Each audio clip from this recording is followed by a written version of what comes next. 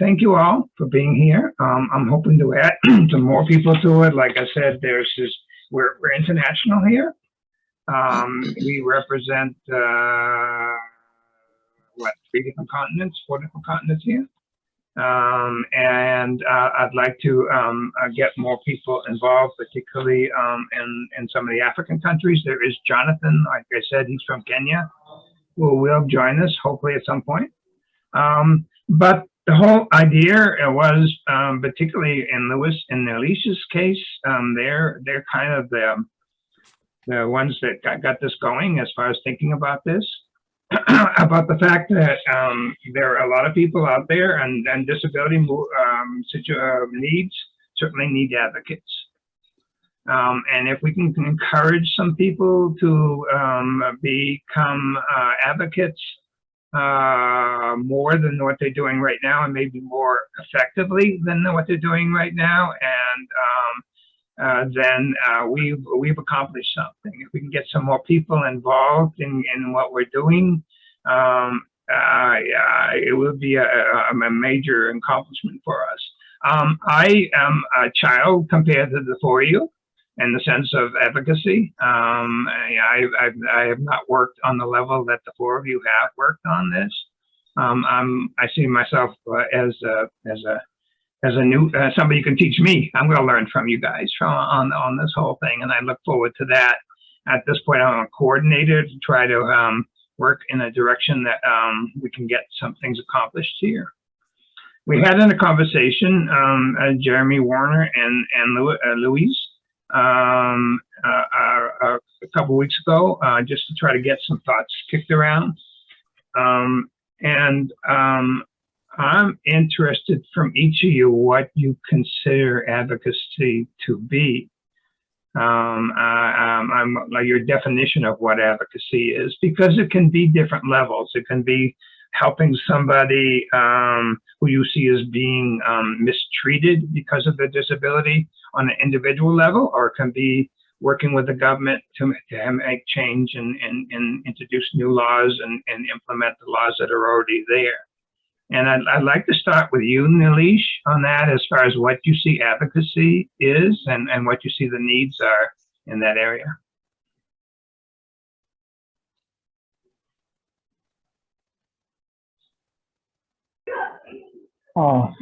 Sorry, my machine just hung up on me 1 minute.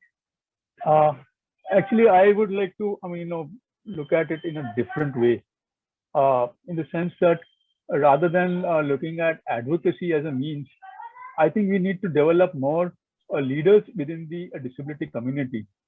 Advocacy is something that where you go and ask people, I need this, and it's they kind of look at it, okay, if it is possible, they will do it or not. But as a leader, one can demand. And one of the, the ability of the leader is, to empower other people. The leader needs, has a vision. To look at, how this whole thing should move in another 5 years, what needs to be done. And work out some kind of a plan as to how, we go about trying to achieve that. Advocacy more, for me, is more like firefighting. There's a fire, go with the fire brigade and try and, quench that fire. That is how it is. So, and see, one of the things the UNCRPD Article 4 says, nothing about us without us. That cannot be possible unless there are leaders within the community who can represent other people, empower other people, and move around it. I think most of you come from colonial, things. So the thing I can give you is in India, when the British had come, they had taught everybody to read in English and write English. But their whole thing was, train them to be clerks. Not go beyond that. Advocacy, I feel, is that. You do not challenge a non-disabled people in their own, ground. As leaders, one can, stand up to them. You have the entire backing of a disability community to do. I think when Javed Abidi, I don't know, many people of you must have heard. He was, one of the leaders in the disability in India. Till he was there, a lot of things happened because he had this ability to collect all kinds of people with disabilities who were diverse. Blind, cerebral palsy, name it. All the disabled people, got them to come at a particular forum together. Whatever differences they had, they were all kind of clean slated. We are one as a group. That can only happen if there are leaders. I think, advocacy is a good tool to kind of, negotiate with the government. So what I am looking at is some kind of a training program or webinar where we kind of get people to come forward and talk about what work they have done, how they have managed to do it, and what all, problems they face as to kind of getting it done. And the best practices. I think that is what we can learn from each other. So that is where I am looking at. Great. Thanks, Nilesh. Any comments? Well, let's turn over to Luis for a moment. How do you view advocacy? You are asking me? Yeah. Yes, sir. Yes, sir. I think I agree with Nilesh in this part of the leadership, because in the end we need some leaders to make this advocacy. At the same time, like we talked last time, we have different layers from advocacy, and I think that we could try to work in this area. For example, try to empower this leadership, but in the end, I think it's important you get one objective or two, because there are a lot of needs, and then you can say, okay, let's talk about a business, let's talk about education, let's talk about health, or some countries, they need to have like this more universal law of inclusion, like we have here in Brazil, like ADA in US. So I don't know. I think I'm a little bit confused, but probably you could think about how to create this leadership. So how to not create, because you cannot create, but we can involve them and can empower them. And through this group, they could reach some goals in advocacy. Probably could be something. Thank you. Appreciate that. And Jeremy Warner.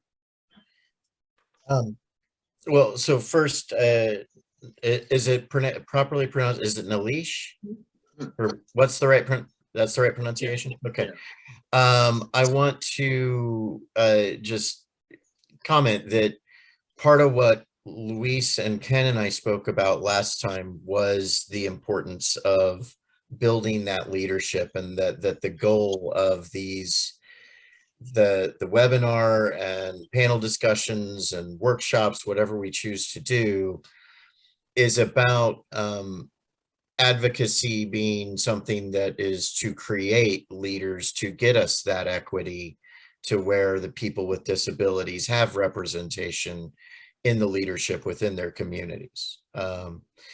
And to me, advocacy, to answer your question, Ken, is the active process of raising awareness of and equity of all people. And when it comes to people with disabilities, it's something that needs to be both self-advocacy, where individuals are learning how to use their own voices, and not just their own voices, but whatever methods of communication they have available to them to raise awareness of what their specific needs and goals are. But then it also needs to happen at a systems level, and that's where we're working within governments. That's where we need to be focused as a community. And I know Ken's heard me say several times now that I am really starting to recognize that regardless of our different disabilities, we all share a culture that goes all the way back to the beginning of time. And it's, I think, getting our different communities, the blind community, the deaf community, the amputee community, and all the other disabilities that we can recognize there too, see us as one culture made up of many diverse disabilities. And I don't know if there's a better term for that, but to me, that's what advocacy is, and that's kind of what our goal is. So. Okay, great. Thanks, Jeremy. I realized as you were talking, I neglected to invite Mark Warner here, Mark Weaver here.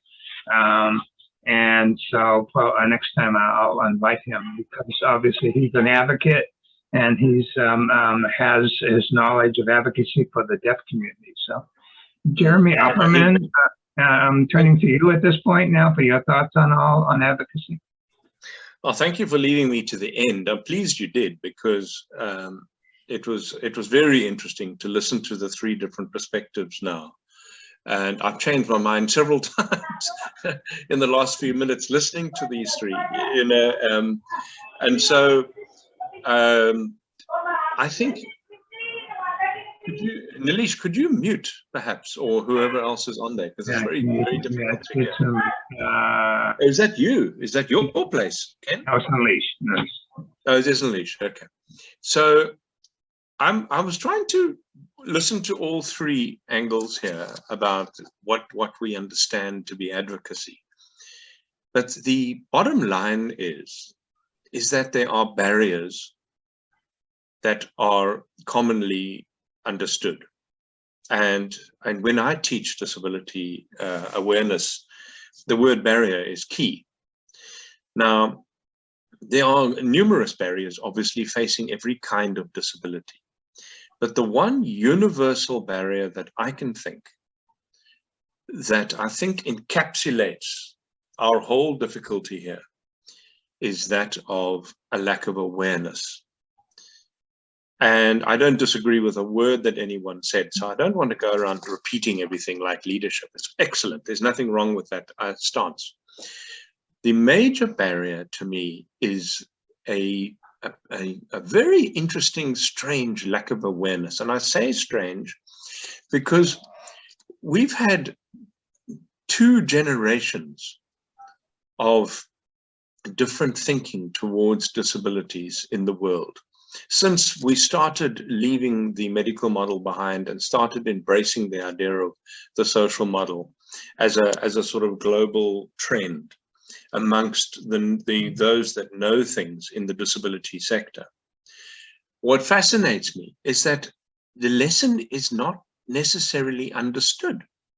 And it strikes me that this fundamental lack of awareness or lack of an ability to embrace the idea of disability empowerment and disability inclusion is staggering, that after 2 generations, we're facing the same stupid questions and the same completely mindless prevention issues. And my big question is, how do we overcome that major barrier of awareness? And yes, of course, leadership is an essential thing. In my own teaching, I have a product called Eating Elephants. And essentially, it's basically, how do you unpack a disability strategy? And it requires 4 quadrants, if you like: leadership, assessment, or analysis, if you like. So leadership, analysis, and then implementation, and then maintenance. And so leadership is key. The problem with leadership and disability, speaking from a blind person's point of view, who's observed, for some time now, it's very difficult to pin down the leaders in the disability sector, because there's often conflict, there's often competition, there's often disagreement. The deaf, for instance, is a great example. The deaf can't agree on many aspects of their empowerment. They fundamentally leave out the majority of the hearing impaired almost as a categorical thing. So what worries me about focusing too closely to leadership is that it's very difficult to pinpoint leaders. And for them to be able to hold the respect of the whole community. And that's a great shame. So Jeremy Warner's idea is terrific, but it's idealistic. But when it comes to practical implementation, it's very difficult to do that. What we do have as I said right in the beginning, is we have the UN Convention, which to my mind is still quite complicated. We need to simplify that. And if we can hold that as the benchmark, to my mind, the one thing that we can all agree on, every single disability sector in the world, I believe, would agree, is that there needs to be greater awareness out there at every single level. Whether it's a transport thing or an education thing or an employment thing or a health thing or a commercial thing, there needs to be a greater level of awareness given to them.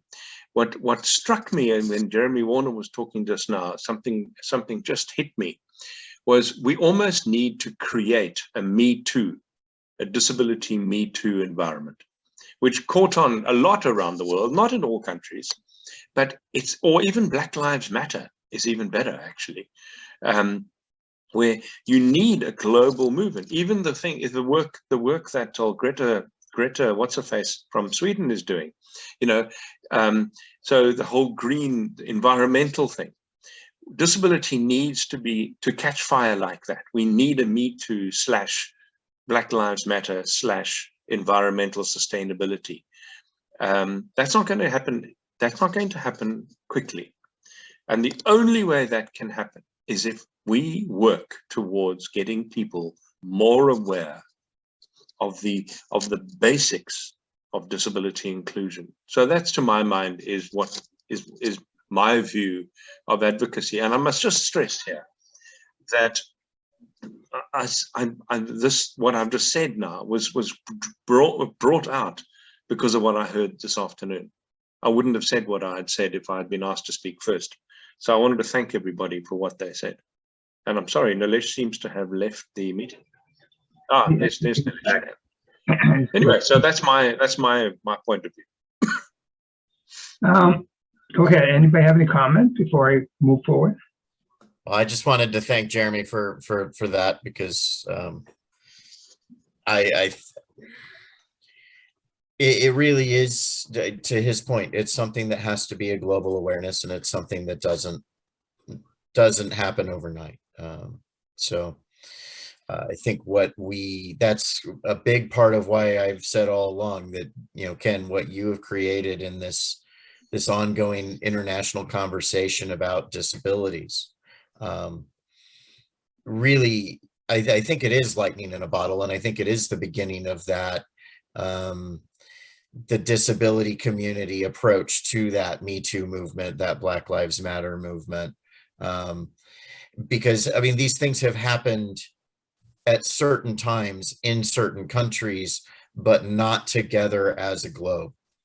And that I think, to your point, Jeremy, that's what needs to happen. It's got to be a global awareness. May I say something? Go ahead, Nilesh. Yeah. Coming back to what Jeremy Opperman said, I mean, when he mentioned Greta. See, the thing with disability is there are a lot of different groups kind of vying for the same spot. And I'll give you an example. Recently, we did, there's another public interest litigation that I had filed to make railways disabled friendly. I mean, we had gone and, given railways a recommendation of what needs to be done. And suddenly 3 days later, blind people send their own group and give them the recommendation. What the railway did was they took the ones that was easier to do and, moved everything that we had asked. So they said, oh, we have kind of, done what, the other disabled group has said. Laying tactile floor, markings and things like that don't cost much, and it's easy to do rather than getting ramps and everything done. So what is happening is everybody is vying for different, the same things and doing it. So what my point is, have something that is central, where everybody is catered to and everybody's needs are addressed, and that can only happen if there is some kind of a central place that is looking into it. That is what I meant by leadership. I'm not saying that we need another Trump or somebody like that. I mean, we can have somebody, within their own community who can work towards it, and then move towards a central place where everybody comes together. So that is what I meant by leadership. Advocacy is an important part that can never be taken away. But I mean, how do you advocate? What do you advocate? I mean, where does, working at cross purposes, stop? That is what I meant. Man, you're right. Oh, absolutely. And so, I mean, the goal, I think, of what we're shooting to do with trying, and trying to do a panel discussion webinar that then would break out into workshops over the course of like a 3-month period, and then doing it again like every 3 months. I think part of that goal is to empower people in lots of different communities to put themselves out there to be a leader in their community, and also to help get the community itself to a point where it's welcoming of those leadership candidates with disabilities. Just Okay, Louis. Yeah. Can you hear me? Yes. Oh, here looks like it's muted. I'm thinking a little bit, and here in Brazil, we get something that is getting really popular is about ableism. Yeah. So I was wondering, for example, if we could have like awareness, talking about awareness. I think it's great because we always need awareness, but awareness regarding ableism. Do you understand this word? Are you saying ableism?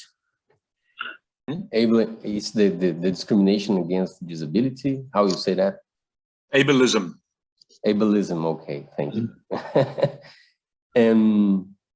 Because sometimes I think it's something that unify everybody, in different cultures, in different way, but everybody has this prejudice. So sometimes that could be like one point, because when you're talking about this journey, I think this awareness is when we talk about how people look at someone with disability, want them in their spaces, we say like the mind ramps, so sometimes we need to create these mind ramps. Could be one part to start in.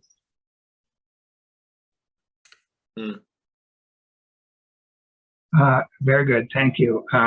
So listening to the four of you, correct me if I'm wrong, but it appears what we should gear this whole thing to is to those people who want to be leaders, who want to be the leadership of the advocacy in their country, and for them to rally other people around that cause. Is that correct, what I'm saying? Are we focusing on the leaders as opposed to just any advocates? Well, I think that's who we want, but I think what we want to do is inspire people to even embrace the concept that they can be leaders. So it's and being a leader, doesn't necessarily mean being elected to office. It means inspiring people to be out there in the world, to be a leader within their own community, whether it's their church or their city or their country. But I think the goal is to inspire that, and then to help develop those people who are inspired to advocate for the rights of not only themselves, but their community of people with disabilities, whether it is within their specific community or the broader disability community as a whole. Yeah. I think, yes, leader, taking the literal meaning of the word. In fact, you've kind of just defined leadership yourself. Somebody who inspires, somebody who moves forward. So I think, we need to take the meaning of the word a little more broadly, not connect it with politics. When you connect with politics, it screws everything up. I am not looking into politics. So, let us have a broader view. Then, everything works out. Thank you. Well, I had an idea about this, is that something Jeremy said just now triggered this, is that exactly what Nilesh said as well. I mean, that we're not talking about creating an ivory tower leader type thing. Everybody has the potential to be a leader, because if you have, and the thing about this, it's about courage. And I'm thinking again in the sense of Black Lives Matter. So a leader would be somebody who would confront or would have the courage to raise their hand in a meeting when there's something overtly racist in that meeting, to say, you know what, that's actually not on. Or in a highly sexist environment, to put your hand up and say, you know what, that's not on. And so to my mind, if we can create more, and the key here again is awareness. It's actually an understanding of the fundamentals of the disability inclusion equation. And if we can create more people who have the courage to stand up and say, that's not acceptable, or we need to do more of this, but to stick their necks out. One thing I do know, after literally banging my head against the wall for 22 years, it's a miracle I'm not brain damaged, is that there is actually not enough courage out there from a disability point of view. I don't mean people with disabilities. I mean people who don't have disabilities. There is very little courage out there, and there's a reason for it. It doesn't mean that they're gutless. It means that they lack awareness. The more you empower them with information, so they, you know, when I finish a workshop, people definitely shift. There's no question they shift. I can't tell you how long they shift for, but there's no question there's a shift. And it's what it is, it's you need to get them to see something. So, I mean, when I teach gender diversity, for instance, a lot of people don't realize, especially younger people, have no clue about the garbage that women have had to put up with, particularly in Western society. I'm not even going to go towards Eastern society, but and when they make that awareness, they look at me and they say, I didn't know that. That's what you want. The moment they say, I didn't know that, you've turned them and they can see things from a different angle. And if we can create more people who say, shit, I didn't know that, that's what we're looking for. And now, you asked a question earlier in your WhatsApp, Ken. You actually mentioned the word Rotary. Now, one of the reasons Rotary is as significant as it is in the world is because it's the largest volunteer organization in the world. The reason that the United Nations pays any attention to Rotary is because that's where the word NGO came from. It was started in 1948 when nobody could think of another description of this extraordinarily large organization with 5,000 clubs around the world. And they called it a non-government organization. And the reason that Rotary can quite literally play a major role in the eradication of polio around the world is because they have a network of people. So we know we have 1.2 million people. Now the clue here is that and that doesn't mean they all know a lot about disability, guarantee you they don't. The fact that I can only find 4 people who are blind in Rotary, in my experience so far, proves that point. Now, if we can use Rotary as a petri dish to grow the bacteria of awareness, God, I'm sounding all poetic, but imagine if we could grow this, if we, almost like a virus, if we could encourage more people to become aware of the realities of disability, and how many of the barriers we face are unacceptable? How many of the barriers we face are unnecessary? Surely that could have an impact. The nice thing about Rotary, from what we're trying to do here, there's already a network in place. Exactly. It's already a group of people, theoretically, that believe in service. You already have people that are in that group that have some, particularly the officers of the organization, the presidents, who have leadership qualities in them. So I have a Rotary in the Rotary Club of Karen in Kenya. The incoming president there is she and I have been working together on disability things. I've been trying to help her out too. And the other day she said to me, you know, I've been so naive to this whole thing. And now I believe in what you guys are doing. And I now want to make my year as president to work with people with disabilities. If we could gear into Rotary with that kind of thinking, then we already have a network that's going to go out and start hopefully encouraging some of the work that needs to be done. That's why I was thinking about Rotary. But you know, if we can somehow find a way to educate, and I know a lot of people resist the notion, oh, I'm perfectly well educated. Well, I think those of us who know this business understand that we truly lack any form of consistent education around the issue of disability inclusion. And if we can stimulate that at a zone level, at a district level, at a club level more, and it won't be easy, it really won't be easy, but I do think Rotary has a role to play. Then there's those who don't have Rotary, those who aren't in Rotary. I think if we're clever about this, I think we could create a wonderful learning platform for people to be able to go to, regardless whether they're Rotary or not, through our webinars and workshops. If we can find a really nice formula of how to do this, and I think we can do it. I really do. I do believe we can do it. It's not like it's been done definitely in individual countries. There's some awesome people. I mean, my hero country in disability is India, because of the extraordinary innovation and hard work, and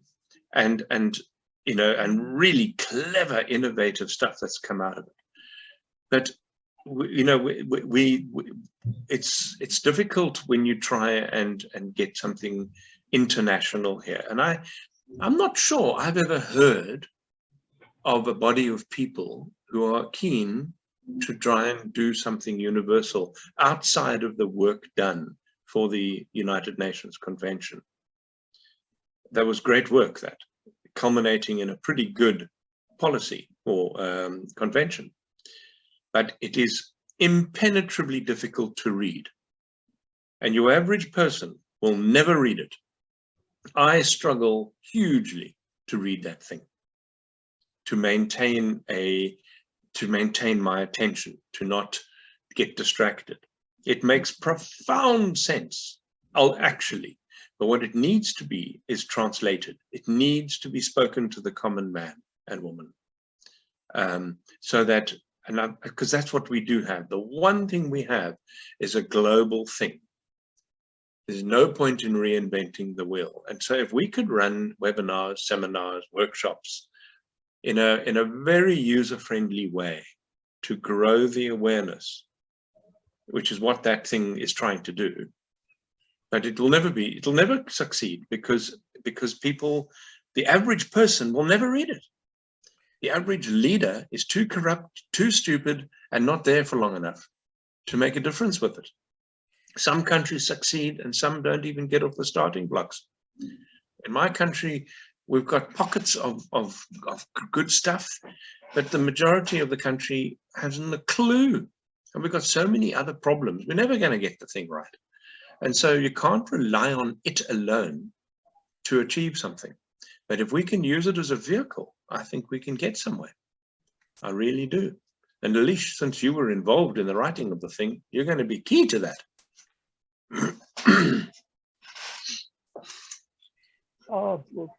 See, one of the problems with the UN Convention is, like you said, it is very law-centric.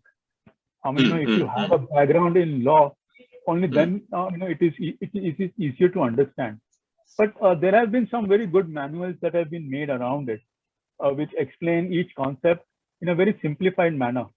I'd love to read them. I've always struggled to find something decent. Can you recommend or yes, perhaps no, send something to Ken? I'll saying it. Harvard University has made one document. It's called Yes. I will send you a link of that. Please. It's done in a very simplified manner. In India, what we have done is, see, India has this penchant for, signing every UN document. Us too. Without considering if they're going to implement it or not. One good thing that has happened here is, we the disability community are taking the government at every step, saying you've signed it, you better do it. So in fact, even when we are filing public interest litigation, we use the UNCRPD as the basis and then mention our law, Disability Act. So that has helped us a lot in at least getting some very good orders. But like you said, it's a very difficult document.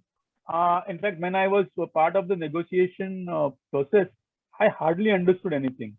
It was just going beyond me. Then finally, I had to, take up a course in, understanding law. And one of the things that we need to do in our own training is, help people to read law and interpret it. Because, if you ask the government, they'll always interpret it in a completely different way. And it is open for interpretation. It's a thing. So, that is something that we need to empower people. So I think, UNCRPD is a good starting point to kind of understand that and then move towards, whatever law each country has. And again, United States has not ratified it. So, Exactly. that is another complete problem there. There are many countries who have ratified it with some, saying that we would not be implementing this, we would not be implementing that. So I think for every country, it is going to be a little different how, we take up the CRPD. Because in United States, I go to United States like every second year, and I do work with some groups. They say that ADA is the final thing. No, we will not go beyond that. So, if we are going to have some kind of a thing, we'll have to work out a huge structure, which is common to everybody, then see how each country can look into what they need to do. Thank you. That's great. I like that. I like that. But that I would very much like it. And I don't misunderstand me. I'm not saying that we must teach people chapter and verse of the convention, but at least we can draw out of the convention even things the Americans will agree on. Canada didn't. I'm not sure if Canada eventually signed it, but I know that they didn't sign it in the beginning for a long time, and their reason was this. When asked, everyone looks at Canada and they think, well, this is the most amazing country, peace and all the rest. And they looked at Canada and said, why aren't you signing this? And they said, because we're not sure that it's implementable in the short and medium term. We don't want to sign something where we're going to be held to account for something we haven't done. China, on the other hand, signed it immediately. So did we. So did India. Because we tend to think that signing something is a great step forward. Perhaps the great step forward was not signing it, but I'm kidding there, I'm joking. But that's why countries didn't sign it, because they weren't sure it was actually implementable in a practical sense. And in many ways they're correct, because it's an extraordinarily sweeping, very intense expectation, which can't possibly be implemented in any kind of short or even medium term. It'll take a long term. And unfortunately, very few countries have any kind of long-term mindset because they are so obsessed with political power. And there's nothing long-term about political power because they spend half their life campaigning to win. And so you're quite right. I would also agree that we need to get as far away from politics as possible. But my reason for bringing the CRPD in is because there are elements in there that absolutely everybody, we could distill it into the basic 15 or something, transport, education, commercial access, accessibility, that sort of thing, as opposed to getting into the minutiae that thing gets into. Which is what I was saying. So I certainly wouldn't advocate that we try and teach the bloody thing because it's too complex. I think, at this point. So Jeremy Warner, I think you wanted to say something? I do. I mean, more like 10 commandments of the CRPD, something like that, which everybody can Yes, follow. yes. The 10 basic commandments, yeah. I mean, like, nobody may follow the religion. I mean, they may not be, I mean, follow God, but everybody follows the 10 commandments, something like that. Yes. Or everybody Yeah, well, at least knows what they are. Or did yeah, at even some if they point. don't follow them. Right. Right. Yes, Jeremy. So I last time that Luis and Ken and I spoke, we kind of felt like we needed to go with this format of doing a panel discussion webinar that would be more broad, and then over the course of the next 2 to 3 months doing a series of very focused workshops. And so I kind of feel like, based off of today's conversation in regards to that broad panel discussion, we need to talk about things like language and definitions of things like advocacy, and try to have a conversation about what our where is that coming from? It's Jeremy O, I think. No, it's not. No, it's not me. It's Jonathan Mattet. Jonathan, can you there we go. So, maybe it's Jonathan, yeah. yeah. So anyways, I feel like, so we need to have a conversation about things like language, and also what the concept of advocacy is and all of that, and what that looks like in different countries, because as Luis and I talked about, I mean, and we even had that moment there about defining what ableism is and that kind of thing. We talked about the fact that the term handicapped in the United States, not a great term. Other countries may not even have that term. But then on that focused workshop standpoint, perhaps we need to do a series of focused workshops on the UN Convention. I know nothing about it other than the fact that it exists, and that, Nilesh, to your point, that that the United States did not sign it. And I think you're right that there is a certain amount of arrogance that goes along with thinking that the ADA is the end-all be-all of civil rights legislation for people with disabilities. I guarantee you it's not. So, it would really be neat to know the differences between the ADA and the UN Convention, and to maybe try to get people within the disability community in the United States to advocate for us to sign it. So, yeah. I want to just introduce Jonathan. Jonathan is from Kenya.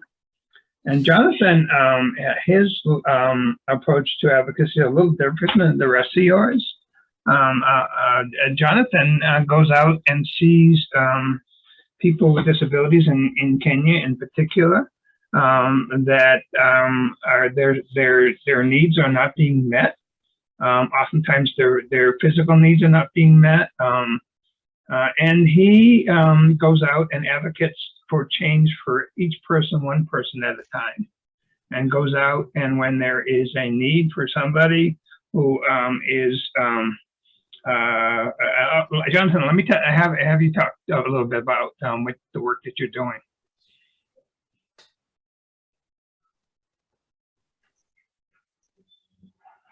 I'm not sure he's on the road or what. Maybe he can't hear. Maybe his connection's not well, but he's pretty amazing in the work that he does in Kenya. And many people turn to him and say, well, there's this person that is in need of a wheelchair, or there is this person that is being locked up in a room, or there's this person that's being brought to school in a wheelbarrow, and their life needs to be changed. And he goes out and he does whatever it needs to be done, whether it works with the community or works with the government, and sees that that situation is corrected. So I guess it's a little different level than you guys are talking about, but it's still a very much form of advocacy that he does, and that's why I thought he would be a good person to add to this group.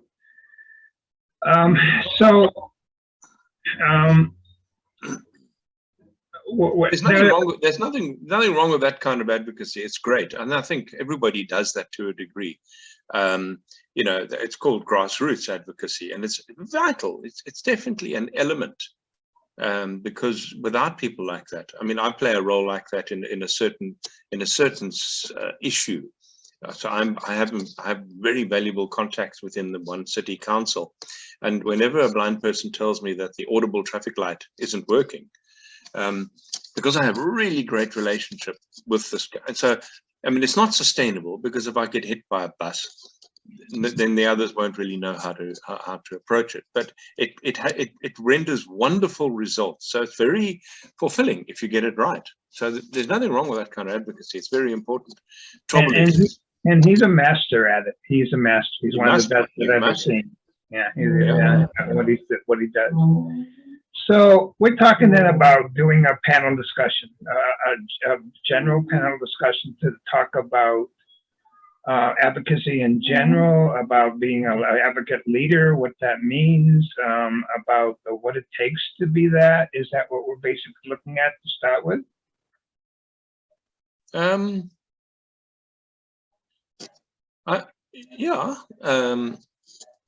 We could maybe try and distill it. We need to do a bit of homework so that we don't spend all the time sort of you know, if people were, I suppose it's got to start somewhere, essentially. I think that could be a bit, you mean a webinar panel. That's okay. Right. Yeah. And it needs to be done in a way to encourage people to go to the next level, which would be workshops to go on different subjects. Yeah. And I think a bit of preparation would be good here. So you've got some choice. Some things we need to discuss. First of all, who would be on the panel? How many? Remember, it's Zoom, so that it can be tricky. There needs to be a decent network. There needs to be a decent connection. There's nothing worse than bad connections. Then we need to almost prep it so it can't be too al fresco. It can't be too ad lib. The people need to be they need to know what they're going to be saying. And so there's some preparation here, so that when we do it, that it's quite fluid, and so that way it can be in the shorter side, no more than an hour, for instance, or maybe there's part 1 and part 2. In fact, that's not a bad idea. Maybe we could do it over several parts, actually, unpacking what is, and that in itself, the question itself, the original question itself is important. What is the question we're asking? Is it, do we understand what advocacy is, or is it, what do you think is the absolute distilled essence that prevents people with disability from inclusive life in society? And that, I think, would be quite valuable. That if we can get it down to that, and then if we could run a webinar like that initially, those distilled essences are very important, and then we can draw on the things, and you'll find all sorts of wonderful stuff coming out of that. So I've got to leave soon. I banked on an hour. I'm going to need to be somewhere just now, so I'm not sure how long you're going to be carrying on for, Ken. Well, I was hoping for an hour, but of course this discussion is a huge discussion, so I kind of let it go a little longer than that. We're now an hour and 15 minutes into it. You guys carry on, is what I'm saying. Jeremy Warner, you got a comment? Well, I also need to be wrapping up as well. Okay. So I was going to say maybe we need to set a date, at least agree on a date for the next one, and we can figure out the time afterwards or for our next conversation. Right, but the key is the question. Nilesh, what do you say about the webinar idea? I think we still need to work out a structure exactly. I mean, what are we going to achieve and how are we going to do it? So unless that is kind of, finalized, I cannot visualize anything at present. So it's like, everything in the air as such now. One Louise? suggestion, Ken, I think you send us some topics, yeah, in the agenda. So I think that probably we could write some of these ideas, because you are asking us how will be the structure, general webinar followed by workshop. Is that the best approach? What will goals of this group? Who will be the audience? Who will be the panel for the first webinar? So I think you have like this script and checklist that we could try to put some ideas around that. What do you think about that? Okay. And this meeting was a good one because we talked about philosophy here. I think the next meeting we can start talking about details on how now we're going to take the next steps. How are we going to do the webinar?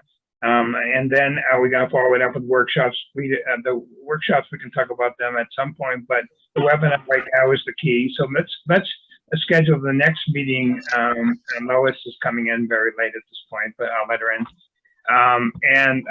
Let's set up a time for the next meeting. At that meeting, let's start talking about the details on how we're going to actually get this thing to happen. The date, when this webinar is going to happen, what should be the panelists, what should be the subjects, all that kind of stuff. Because I think it was important for us to have this philosophies discussion first before we move forward to the details of the whole thing. So, Ken, can I ask that everybody commit to look at the questions on the agenda that you sent today, and just send our initial thoughts to you on each of those questions separately, or do you not want that? that'll be fine. That would Okay. certainly give us material to use for the next meeting. Yeah. So are we looking at a meeting probably after the holidays? Is that correct? In like Please. first week of January, are we talking about probably? Yeah, That's yeah, fine with somewhere me. around there. Yeah. Today's a Tuesday at 9 for me, but was that a good time for everybody? Today's time and day? Yeah, but Lois, I think, miscalculated the time. Yeah. Hey, Lois. Hello, I Lois. miscalculated. Why? No, not you. I- You're Lewis. No, we have a lady who's A joined us Lois and a called Lewis. Sorry. Okay. No, you were perfect, Lewis. No, sorry, because sometimes one time it changed the hours, so I get like 1 hour, but right now it's 2 different hours. No problem. Lois is gone. So I'm looking for, I don't know if you guys know, Lewis, if you know, I'm looking for, there must be an app somewhere where I can put a countdown to the meeting, so people could actually, in their time zone, see where, okay, there's 2 hours to go to the meeting, and they'll understand better if I can post that. Ken, that's why sending it on WhatsApp isn't really useful, because if you send it by email, then the calendar, as long as you're using Outlook, the calendar converts it for you. Yeah. Okay. So you can't really miss it. Now, you sent it by WhatsApp, so I had to send it to me by email, but because I wasn't the host, it doesn't do that conversion. Okay, good to know. But so yeah. Okay. You can probably use both. So we're looking at both. Yeah, both. But both is fine. We're looking at the first week in January. We're looking at January 4th, I think. Is that correct? I might, in South Africa, we have this is our summer, so we have a bit more of a holiday, mentality around that time. What do you want to shoot for? I might be away, is all I'm saying. And wait for another week after that, then? 1 week after that would be better, yeah, from my point of view. Whatever day that is, let me figure that out. But let's do it. Tuesday, January 11th. Okay, sounds good. Does that work, Jeremy? Yeah, me too. Yeah, that's fine. Okay, I will send out an invite to that. And not Lewis, but Lois, if you could just stay for a few minutes, I'll fill you in on what we were talking about. I've got to go, guys. Bye-bye. Yep. Thanks, Bye-bye. Jeremy. Sure. Okay. Does 9 a.m. work? Does that day work for you, Nalish? No, you're mute. It works for me. Okay, good. We're all set then. All right, so January 11th at the same time.